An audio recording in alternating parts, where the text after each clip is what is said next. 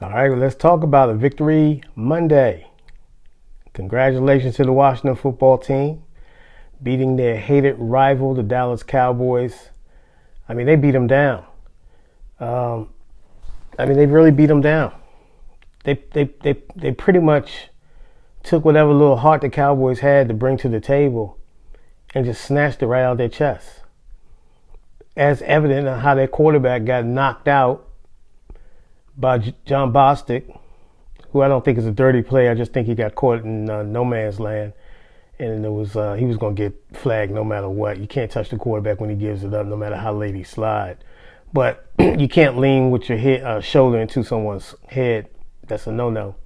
And so it's good to see he's not going to miss any games, and I'm sure he'll be fined heavily for that hit. They're trying to take those hits out the game. So he'll be okay. I mean, it's going to touch his pockets up, but he'll be fine. And the defense shouldn't miss a beat.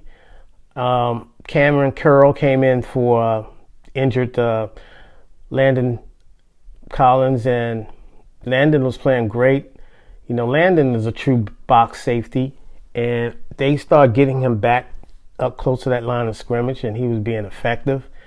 The last couple of weeks he's been playing very well, and I hate to see him get injured in an Achilles injury, as reported by Josina Anderson, I believe. So,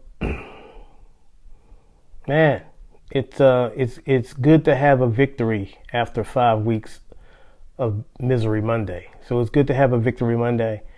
Congratulations to the coaching staff. I thought the defense played great, solid, relentless.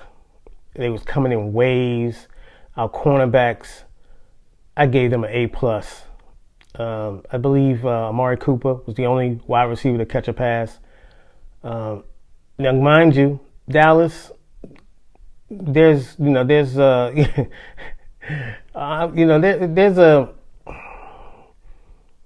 a competitive issue at stake with them right now in their locker room.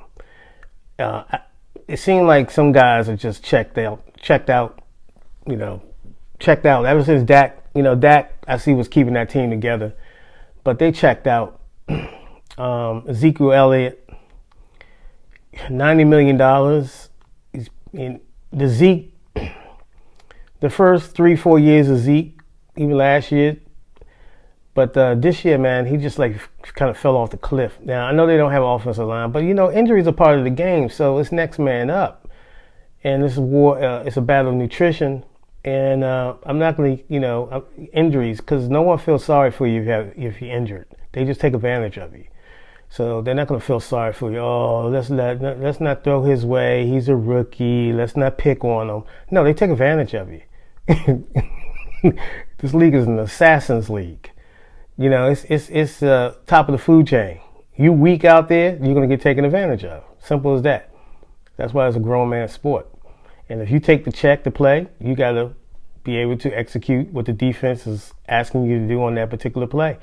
And you got to win. Simple as that. Simple as that. You got to win. You got to win. So it's the excuses as far as injury. Hey, everybody's got injuries, bro. It's unfortunate. What else I wanted to talk about? Like I said, Coach Rivera, I believe he's in the last stages of his cancer treatment. I think he only had one more, as reported, I believe. Look, man, this is this time of year. When the leaves start turning, Ron's teams get better. They start gelling. So the plan is to get that crown jewel, which is the NFC East Division, get a home game in the playoffs. Okay, people forget about that. Oh, how can it? But they get a home game. So that's a little different scenario when, the lights are on and we might have some fans in our stadium. So let's think about that. Okay, for a second. Let's get real with ourselves and look at the big picture. As I've been saying all year, is it frustrating sometimes when a team's trying to come together? Absolutely. You'll have games like the LA Rams. You'll have games like the Arizona Cardinals, which they were in for a while. You have the games like Cleveland where you're in for a while and the mistakes you know, you're not good enough to overtake and overcome certain mistakes. So now they experience stuff like that. They're playing well. They're getting better. When the offense catch up with the defense, the team's going to get that much better. So buckle up. Like I said, this division is going to be these teams, these bottom feeder teams, battling for the crown jewel of the NFC East. Okay? And say what you want. The Seattle Seahawks beat a highly touted Drew Brees team at that particular time, and we got introduced to beast mode. All right? And the Seattle Seahawks have been a thorn in the NFC ever since then. So let's be real about this. Cole Holcomb played great. He was fast. He was decisive. He was good fundamentally. I thought the interception was a heck of a play.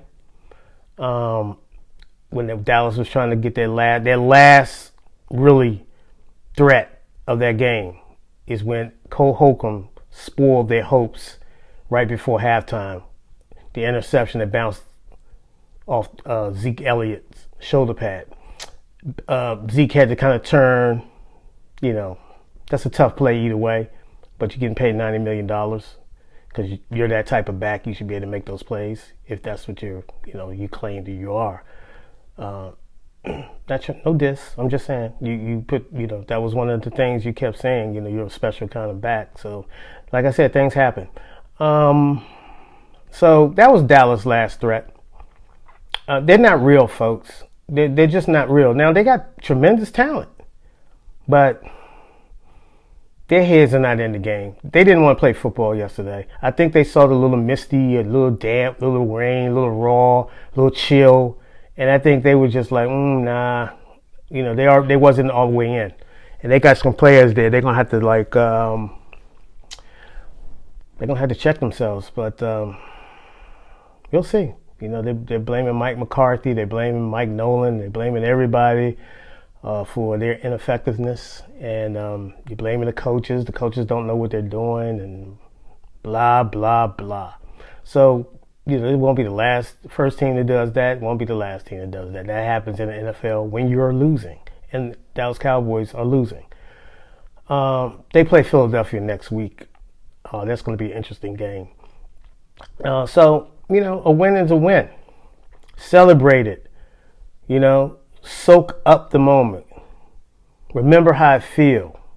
It feels good to win. You're amongst the winners this weekend. It's good to be in that club every weekend after a hard-fought victory against your rival that you dominated. Make no mistake about it. See, I don't have to see 45 and all that. Yeah, that's beautiful. You get points and all that. But when you really know that your opponent anything they do is going to get shut down, albeit now, okay, injuries, Dak not there, blah, blah, blah. But, we're on our second quarterback too. So, get it together, So we managed to get it together this week. We should have had the game last week, but,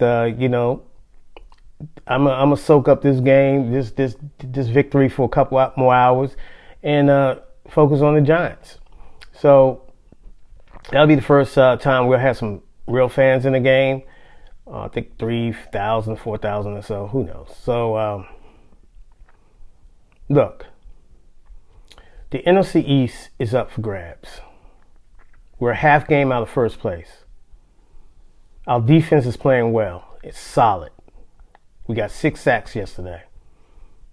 Deron Payne playing like an animal. Tim Settles, hell of a player.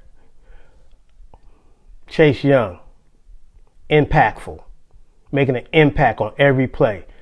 The run game, the passing game. He's in on all of them. He's dropping back in coverage. The zone blitzes work. We got athletes on that side of the ball. Montez Sweat, all pro, playing at an all pro level. Now I think he got nicked up. I hope he's okay. You know, Allen playing like an animal.